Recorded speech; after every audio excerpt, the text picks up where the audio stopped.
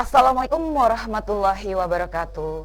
Selamat pagi anak-anakku semua, siswa SMP sekota Bontang, dimanapun kalian berada. Jumpa lagi ya dengan sistem pembelajaran dengan Simple Jago. Sistem pembelajaran juara, aktif, global, dan optimis bersama dengan PKTV. Anak-anak, untuk pelajaran bahasa Indonesia kali ini, kalian akan belajar bersama saya, Bu Yuli Setiawati dari SMP YPK. Semoga semuanya dalam keadaan sehat walafiat dan masih terus bersemangat ya mengikuti PJJ ini. Dan Bu Yuli doakan semoga kalian semua dalam keadaan sehat walafiat dan masih terus bersemangat. Anak-anak, walaupun kita sudah dalam masa new normal, kalian harus ingat akan 3M, yaitu menjaga jarak, memakai masker, dan mencuci tangan sesering mungkin. Anak-anak, hari ini kita akan belajar apa ya? Ya, betul. Ada 2 yang akan kita pelajari, yaitu yang pertama, menelaah struktur teks pidato. Dan yang kedua, menelaah unsur kebahasaan teks pidato. Bagaimana? Kalian sudah siap belum?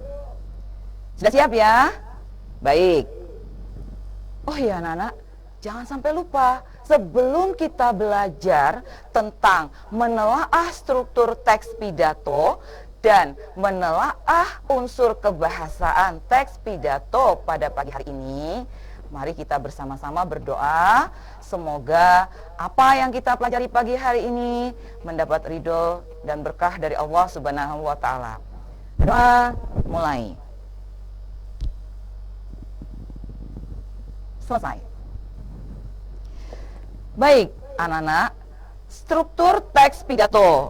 Yang pertama itu ada pernyataan atau oposisi atau pembukaan.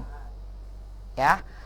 Ada pernyataan, ulang, ada oposisi, ada pembuka. Kemudian yang kedua ada inti pidato. Dan yang ketiga ada penguatan. Penguatan pernyataan posisi atau penutup. Atau bisa juga berupa sebuah kesimpulan. Baik, kita akan bedah satu persatu ya anak-anak.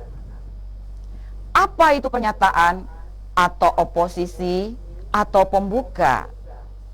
Pernyataan atau oposisi atau pembuka dalam teks pidato itu di dalamnya ada salam pembuka, kemudian ada ucapan syukur, ada tema atau topik pidato juga anak-anak. Nah, coba kalian lihat ya. Kalian lihat contoh pembuka pidato kali ini. Bu Yuli akan membacakannya ya untuk kalian. Assalamualaikum warahmatullahi wabarakatuh. Yang terhormat Kepala Sekolah, Bapak Ibu Guru, beserta staf TU, dan teman-teman yang saya banggakan. Marilah bersyukur kehadirat Allah Subhanahu wa Ta'ala yang telah memberikan kekuatan kepada kita untuk dapat berkumpul di hari ini. Saya akan berpidato dengan tema melalui bulan bahasa kita tingkatkan rasa nasionalisme dan cinta bahasa Indonesia. Nah, tema yang baru saya bacakan ini anak-anak berkaitan dengan Hari Sumpah Pemuda yang setiap tahun biasanya kita peringati, dan tahun ini mungkin nanti kita juga akan memperingatinya, yaitu tanggal 28 Oktober. Nah, anak-anakku yang Bu Yuli sayangi, yang Bu Yuli tebali di sana, perhatikan, di situ ada salam. Ada salam. Lihat, mana itu salam? Assalamualaikum. Itu adalah salam ya. Yang tadi merupakan bagian dari pembuka pidato. Itu ada Assalamualaikum warahmatullahi wabarakatuh. Kemudian di situ yang Bu Yuli tebali lagi anak-anak, ada kata marilah bersyukur kehadirat Allah. Kalian bisa melihatnya ya. Nah, di situ marilah bersyukur kehadirat Allah itu adalah ucapan syukur. Dan yang terakhir ada menyampaikan tema atau topik pidato. Apa temanya di sana? Melalui bulan bahasa, kita tingkatkan rasa nasionalisme dan cinta bahasa Indonesia. Nah, itu anak-anak ya. Jadi itu tema itu tadi, melalui bulan bahasa, kita tingkatkan rasa nasionalisme dan cinta bahasa Indonesia. Nah, ketiga hal inilah anak-anak yang ada dalam sebuah pembuka pidato pada struktur yang pertama, yaitu apa tadi? Oposisi atau pembuka pidato. Benar ya? Gimana anak-anak? Apakah kalian sudah paham? Baik, kita lanjutkan ya. Nah, struktur pidato yang kedua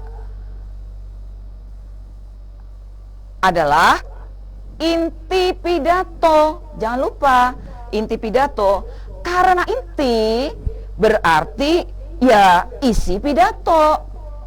Uraian isi atau pokok isi pidato yang di dalamnya ada pendapat ya, ada pendapat atau argumen kita dan penjelasan isi pidato yang kita sampaikan.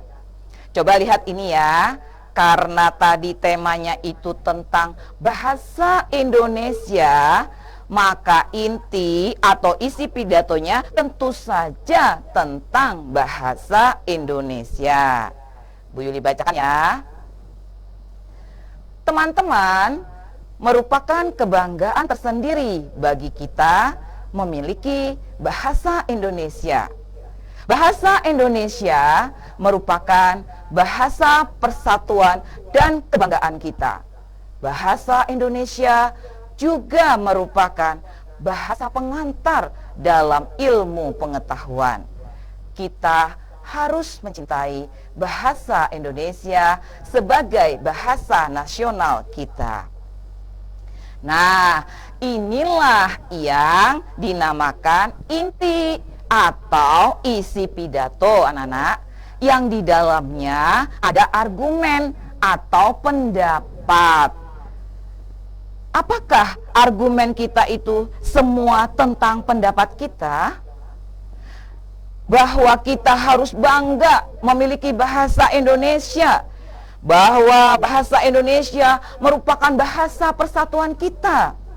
Itu semua pendapat kita terkait bahasa Indonesia. Ya, inilah yang merupakan struktur kedua dalam teks pidato. Ya, jadi ini merupakan struktur kedua dalam struktur teks pidato, yaitu inti atau isi pidato. Paham ya anak-anak? Baik, kita lanjutkan ya. Nah, ini adalah struktur pidato yang ketiga. Apa itu? Kita lihat di sini. Struktur pidato yang ketiga yaitu penutup pidato.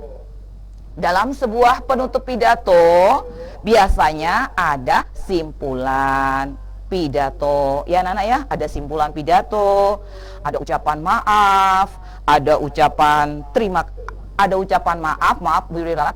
ucapan maaf atau ucapan terima kasih dan salam penutup. Kita lihat contohnya ya. Ini adalah contoh penutup pidato. Jadi, mari kita tingkatkan rasa nasionalisme dan cinta bahasa kita, yaitu bahasa Indonesia. Kita harus bangga dengan bahasa Indonesia dengan menggunakan secara baik dan benar. Dengan demikian pidato saya ini. Mohon maaf jika ada kesalahan kata. Wassalamualaikum warahmatullahi wabarakatuh. Jadi anak-anak perhatikan, mari kita tingkatkan itu tadi yang Bu Yuli beri tebal itu. Perhatikan, itu disebut dengan apa? Ya, itu disebut dengan penutup pidato tadi, ya. Jadi kata jadi boleh menggunakan kata dengan demikian, boleh juga menggunakan kata oleh karena itu. Terserah kalian. Pokoknya kreativitas kalian sendiri, ya. Kreativitas kalian dalam menggunakan bahasa Indonesia itu. Kemudian anak-anak, dalam penutup pidato itu ada ucapan maaf, ya. Boleh ucapan terima kasih juga boleh. Terima kasih atas perhatian kalian, misalnya ya. Atau terima kasih atas perhatian hadirin. Dan boleh juga ada ucapan maaf ya, misalnya demikian. Mohon maaf juga boleh. Apakah harus dua-duanya? Kalau menurut kalian gimana? Nah, apakah harus dua-duanya? Silakan. Salah satunya juga silakan ya. Mohon maaf jika ada kesalahan kata. Di situ Bu Yuli tebali tadi itu. Mohon maaf jika ada kesalahan kata. Kenapa Bu Yuli tebali? Yaitu supaya kamu jelas ya. Dan tentu saja ada penutup pidato. Mana penutup pidatonya? Wassalamualaikum warahmatullahi wabarakatuh. Itu ya yang merupakan struktur pidato yang terakhir, yang ketiga, yaitu penutup atau sebuah kesimpulan pidato. Nah, sekarang anak-anakku, setelah kita membahas struktur pidato, kita akan membahas kaidah kebahasaan teks pidato. Apa saja sih kaidah kebahasaan teks pidato tersebut? Dalam buku teks kalian, buku paket maksudnya ya, bahasa Indonesia, itu kaidah kebahasaan pidato itu ada di halaman 46 sampai halaman 47 ya. Ada di halaman 46 sampai halaman 48. Jadi 46, 47, 48. Kita akan bedah ya. Kalian siapkan bukunya, jangan lupa. Yang pertama, ada yang namanya nominalisasi atau pembendaan. Yang kedua, di situ ada bentuk pasif dan kata ganti orang. Yang ketiga, ada istilah antonim, sinonim, kata benda, emotif, dan kata tugas. Inilah kaidah kebahasaan yang akan kita bahas dalam teks pidato. Apa sih nominalisasi atau pembendaan itu? Coba kalian lihat buku teks kalian halaman 46. Di situ ada contoh. Ya, di situ ada contoh. Pemerintah memberlakukan undang-undang anti kekerasan. Lihat ya, pemerintah memberlakukan undang-undang anti kekerasan. Pemberlakuan tersebut melegakan banyak pihak di negeri ini. Nah, yang saya hitami tersebut, itu tidak dihitami ya, sebentar ya anak-anak ya. Yang saya, harusnya itu dihitami ya, baik. Jadi yang saya hitami tersebut adalah bentuk kata kerja aktif. Yang mana itu? memberlakukan. Itu disebut bentuk kata kerja aktif ya anak-anak ya. Ketika dia diubah menjadi nominalisasi atau pembendaan, perhatikan, maka dia menjadi memberlakukan tadi menjadi pemberlakuan. Memberlakukan menjadi pemberlakuan. Inilah yang dinamakan nominalisasi atau pembendaan. Maaf ya, Billy salah. Itu ya anak-anak. Mudah-mudahan kalian bisa memahami ya. Baik, Bu Yuli yakin kalian pasti bisa. Semangat. Kemudian kaidah kebahasaan yang kedua itu, coba kalian lihat kembali di buku teks kalian halaman 47. Ada bentuk pasif dan kata ganti orang. Lihat ya, ada bentuk pasif dan kata ganti orang. Nah, kalian tentu ingat ya, pasti masih ingat bentuk pasif itu bagaimana? Bentuk pasif itu anak-anak ditandai dengan kata kerja pasif di. Perhatikan ya, ditandai dengan kata kerja pasif di. Dengan kata kerja pasif di yang melekat pada kata itu. Sambil dilihat buku kalian ya. Contohnya di situ, perbuatan ini harus dihentikan. Ada imbuhan di situ. Ya anak-anak ya. Itulah yang dinamakan bentuk pasif. Kata ganti, sekarang kata ganti orang ya. Ya, kata ganti orang. Kata ganti orang itu, masih ingat nggak? Apa saja? Ada kata ganti orang pertama, ada kata ganti orang kedua, dan ada kata ganti orang ketiga. Kata ganti orang pertama itu apa ya? Ayo, siapa yang masih ingat? Betul, kata ganti orang pertama itu adalah saya. Perhatikan ya, saya. Anak-anak, karena pidato ini adalah teks yang resmi, perhatikan, maka gunakanlah kata saya. Ya, kata saya yang kita gunakan dalam teks pidato, bukan aku. Karena dia pidatonya resmi ya anak-anak ya. Kemudian kata ganti orang kedua yaitu kita. Kata ganti orang ketiga ada. Ada apa anak-anak? Kata ganti orang ketiga tuh ada kata ganti orang ketiga tunggal dan ada kata ganti orang ketiga jamak. Jangan lupa itu. Kata ganti orang ketiga tunggal itu ia, dia. Sedangkan kata ganti orang ketiga jamak, contohnya mereka. Nah, yang Bu Yuli contohkan di sini adalah kata ganti orang ketiga, ya. Kata ganti orang ketiga. Orang ketiganya yang mana? Tunggal apa jamak? Kata ganti orang ketiga jamak.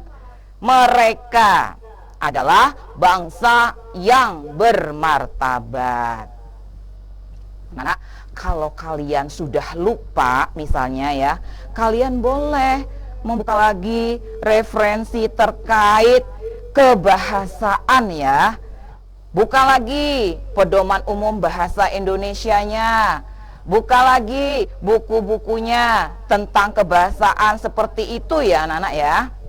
Baik, kita lanjutkan ya dengan unsur kebahasaan selanjutnya yang ada dalam teks pidato. Baik, anak-anak kalian sambil melihat buku teks ya, halaman 47 sampai 48. Di situ ada istilah, antonim, sinonim, kata emotif, dan kata tugas. Nah, sudah dilihat buku paketnya? Dan sambil perhatikan ya, apa itu istilah? Nah, karena pidato ini merupakan sebuah teks resmi, nak ya, sebuah teks resmi nak ya. Biasanya ketika kita menyampaikan pidato itu, kita menyampaikan hal-hal yang berhubungan dengan sebuah tema-tema yang berhubungan dengan apa ya? Bidang ilmu tertentu. Ya, misalnya pidato ilmiah tentang pemanasan global. Nah, maka di situ akan banyak istilah yang berkaitan dengan istilah tentang sains. Misalnya ada global warming, kemudian efek rumah kaca. Kalau pidato kita tersebut berhubungan dengan apa ya? Misalnya dengan berhubungan dengan ilmu seni, maka di situ ada kata-kata seperti, ya betul, gerak tari, ritme, ya anak-anak ya. Nah, seperti itu ya. Itulah yang dinamakan dengan istilah. Jadi apa istilah itu? Istilah yaitu kata yang berhubungan dengan bidang ilmu tertentu. Paham ya anak-anak? Paham kan? Alhamdulillah. Kemudian berikutnya ada antonim. Kalian ketika di kelas 7 pasti sudah pernah mendengar, bahkan dari SD ya, ada antonim, ada sinonim. Nah, antonim ini adalah makna kata yang berlawanan. Makna kata yang berlawanan, tinggi, rendah, besar, kecil.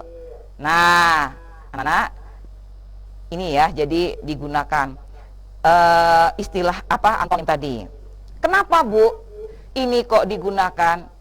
Kenapa ini digunakan? Kenapa coba? Ada yang tahu? Agar pidato kita itu tidak monoton. Begitu ya anak-anak ya. Unsur-unsur bahasa, bahasa yang digunakan. Kemudian ada berikutnya lagi kata sinonim. Pasti kalian ingat sinonim itu apa? Ya, sinonim kata yang memiliki makna yang sama. Contoh, gembira, senang. Unsur kebahasaan itu tadi ya anak-anak ya, yang namanya sinonim. Nah sekarang unsur kebahasaan yang tidak kalah pentingnya lagi ada. Apa itu Bu? Kata emotif. Apa itu kata emotif? Kata-kata yang mengungkapkan perasaan dalam pidato. Masih ingat kalian kata-kata emotif itu yang bagaimana? Contohnya yang kemarin ya, yang waktu pertemuan sebelumnya itu ada pidato yang disampaikan oleh Seven Suzuki. Itu ya, di situ ada kata-kata emotif. Apakah Anda sekalian harus khawatir terhadap masalah-masalah kecil? Apakah, saya ulang, apakah Anda harus khawatir terhadap masalah-masalah kecil ini? Nah, ini yang dinamakan emosi rasa. Emosi rasa apa? Ya, emosi rasa yang melibatkan tentunya rasa khawatir. Rasa khawatir ya anak-anak ya, tentang emosi tadi. Seperti ini. Kemudian ya, ada lagi tuh, ketika kamu belajar pertemuan yang lalu itu dengan Bu Retno ya, ada kata, tolong berhenti untuk merusaknya. Ini juga termasuk kata emotif. Nah, ini adalah kata-kata emotif yang meluapkan perasaan. Betul nggak meluapkan perasaan? Iya. Nah, dalam hidup ini saya memiliki mimpi. Nah ya, perhatikan ya, Seven Suzuki kemarin yang disampaikan Bu Retno pada pidato pertemuan sebelumnya kemarin ya anak-anak ya, dalam sajian PKTV juga. Nah, itu saya memilih mimpi menggambarkan perasaan ya yang berpidato. Saya memiliki mimpi menggambarkan perasaan yang berpidato. Kemudian ada kata tugas yang berikutnya Nana. Lihat, apa itu kata tugas? Kata tugas ini apa saja sih? Ada yang tahu? Banyak anak-anak. Yang namanya kata tugas tuh banyak. Coba kalian lihat lagi di halaman 48 ya. Buku teks kalian. Kata tugas itu biasanya konjungsi. Masih ingat kan konjungsi? Ya, kata penghubung ya. Ada kata depan, ada bahwa, ada yang, ada itulah. Itu adalah contoh-contoh yang karena di. Nah, itu semua adalah anak-anak. Itu untuk apa sih Bu kata tugas ini? Mungkin ada yang bertanya demikian.